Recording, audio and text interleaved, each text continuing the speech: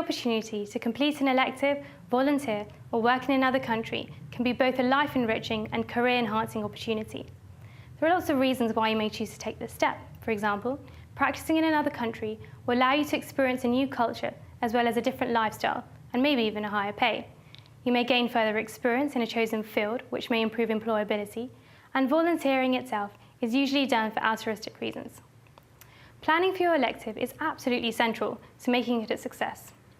I firstly want to give you a few tips if you're organising your elective. You need a vision. Write out the aim of your elective clearly and precisely in one sentence. Then consider your objectives. These should be SMART, i.e. specific, measurable, achievable, results-based, and time-dependent. Questions to ask yourself include: what is your budget? Who do you want to see and why? What areas of the world do you want to travel to? And how long do you have available? The second stage involves detailed planning.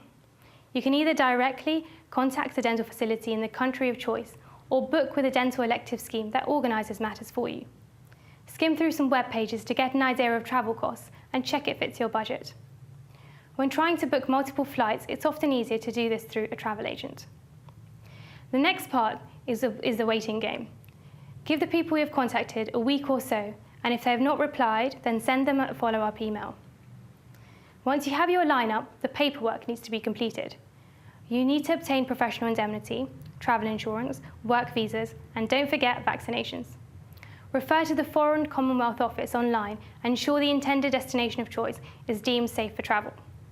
Complete your booking for hotels and accommodation. You may also like to raise some money to help you with your elective, so think of some creative ways of doing this. Lastly, be organised. Make sure you have a checklist of the things you want to do and see during your elective. In terms of volunteering, there are a number of packages available for dentists, which range from a week to a few months away. Do some research online, and the companies who organise these events are usually more than happy to give you more information. Choose the package that is most appropriate for you, also taking into account a few of the tips mentioned for electives.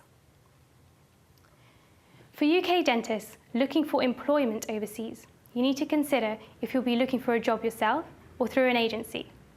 If you do use an agency, clarify the services they provide. Then there are two fundamental questions you need to consider.